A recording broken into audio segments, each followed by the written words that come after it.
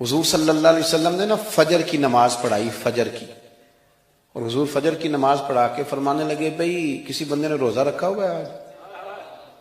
حضرت عمر کہتے ہیں رات کو میرا ارادہ تھا رکھوں، پر سویرے پھر میں نے گرا دیا، نہیں رکھا۔ حضور نے دوسری دفعہ پوچھا بھئی کسی نے روزہ رکھا ہے؟ تو حضرت صدیق کے اوپر نے ہاتھ کھڑا کیا، عرض کی یا رسول اللہ میں نے رکھا ہوا ہے۔ آپ حکم نہ دیتے تو نہ بتاتا، پر روزہ رکھنا بھی آپ نے توجہ دلائی ہے تو حکم بھی آپ کا بتاؤ تو بتا دیا۔ حضرت عمر کہتے ہیں حضور نے فجر کی نماز پڑھائی، فجر کی۔ دوسرا سوال پوچھا بھی کسی نے کسی بیمار کی تیمارداری کی ہے؟ تو حضرت عمر کہتے ہیں میں نے فٹافٹ عرض کی یا رسول اللہ ابھی تو نماز فجر پڑھی ہے، تو اب گھر جائیں گے تو تیمارداری کریں گے نا۔ تو حضور نے فرمایا عمر تو ذرا ٹھہر جانا، جلدی نہ کر، ٹھہر نہ، ذرا رک تو صحیح۔ تو حضرت عمر فاروق رضی اللہ تعالیٰ عنہ فرماتے ہیں میں چپ کر گیا، حضور نے فرمایا بتاؤ بھی کسی نے تیمارداری کی ہے؟ تو صدیق اکبر نے ہاتھ کھڑا کیا، عرض کی یا رسول اللہ عبد الرحمن بن عوف رضی اللہ تعالیٰ عنہ 2-3 دن سے نماز پڑھنے نہیں آ رہے تھے، رات میں نے پتہ کرایا تو پتہ چلا بیمار ہیں، اور حضور مجھے یہ بھی پتہ ہے وہ میرا یار ہے، مجھے پتہ ہے رات کو جلدی سوچا پر تہجد میں ضرور اٹھتا ہے، تو حضور میں بھی ذرا فجر کا وقت جلدی اٹھا ہوں، تو فجر میں آنے سے پہلے عبد الرحمن ابن عوف کی تیمارداری کر کے آیا ہوں۔ حضرت عمر کہتے ہیں میں نہ ہلکا ہلکا ڈھیلا پڑ گیا۔ حضور نے تیسرا سوال پوچھا، فرمایا کسی نے کسی مسکین کو کھانا کھلایا؟ کھانا کھلایا کسی مسکین کو؟ حضرت سیدنا عمر فاروق کہتے ہیں میں نے پھر عرض کی، میں نے کہا یا رسول اللہ ابھی تو فجر پڑی ہے، گھر جائیں گے کوئی چیز لیں گے تو کھانا کھلائیں گے۔ تو حضور پھر مسکرائے، فرمایا عمر تو ذرا ٹھہر نہیں جاتا، ذرا ٹھہرنا، ذرا نظارہ تو کرنا، گویا یہ شان صدیق اکبر کا جلسہ ہو رہا ہے، ٹھہرنا۔ حضور نے پھر پوچھا بھی کسی نے کسی مسکین کو کھانا کھلایا ہے؟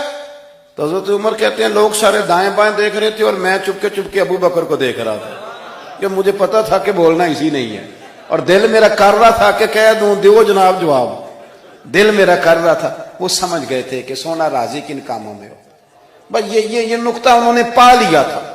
حضور نے فرمایا بتاؤ کسی مسکین کو روٹی کھلائی ہے؟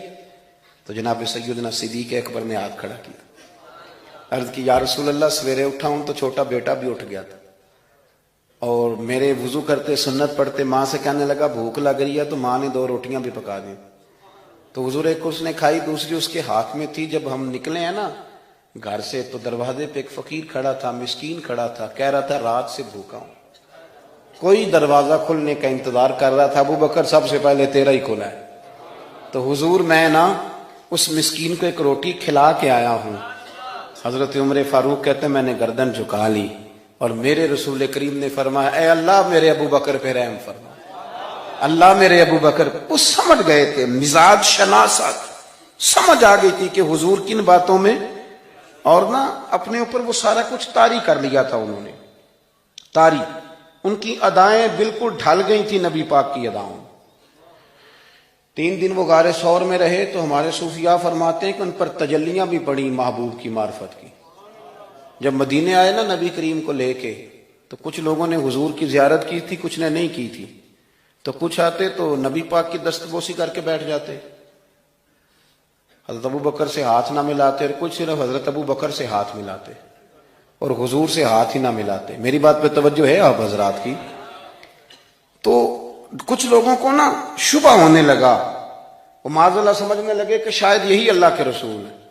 حضرت صدیق اکبر یہ کیوں شبہ ہوا؟ تو ہمارے محدثین فرماتے ہیں کہ ابو بکر صدیق بولتے بھی اس طرح تھے جو میرے نبی پاک کا طریقہ، بیٹھتے بھی اس طرح تھے جو رسول پاک کا طریقہ۔ کہتے ہیں انہوں نے امامہ باندھا ہوا تھا تو جو امامے کا پیچ حضور کا ڈھیلا رہ گیا تھا ان کا بھی ڈھیلا رہ گیا تھا، اس طرح اپنے آپ کو مزاج میں ڈھالا تھا، تو من شدی من تو شدم، میں اس طرح ڈھالا تھا مزاج میں، اس طرح کے کوئی فرق ہی نہیں نظر آتا تھا۔ وہ کہتے ہیں جب حضرت ابو بکر صدیق نے دیکھا نا کہ لوگوں کو تو شک ہو رہا ہے، کوئی میرے ساتھ ہاتھ ملا کے بیٹھ جاتے، تو حضرت صدیق اکبر نے کہا کوئی ایسا کام کرنا چاہیے کہ پتہ چلے آقا کون ہے غلام کون ہے۔ اٹھے، کندھوں پہ چادر تھی، وہ اتار کے نا تو حضور پہ سایہ کر دیا، لوگوں کو پتہ چل گیا کہ سایہ کرنے والا کوئی غلام ہے، اور جس پر سایہ کیا جا رہا ہے وہ آقا ہے۔ کیا خوبصورت نقطہ لکھا ہے مفسرین نے شارحین فرماتے ہیں تھوڑی دیر کے لیے، تھوڑی دیر کے لیے، تھوڑی دیر کے لیے حضرت ابوبکر صدیق نے حضور کے سر انور پر اپنی چادر کا سایہ کیا تھا۔ اللہ کے رسول نے احسان کا بدلہ یہ دیا، نیکی کا بدلہ یہ دیا کہ قیامت تک ان کی قبر پر اپنے گنبد کا سایہ فرما دیا، قیامت تک گنبد کا سایہ کر دیا۔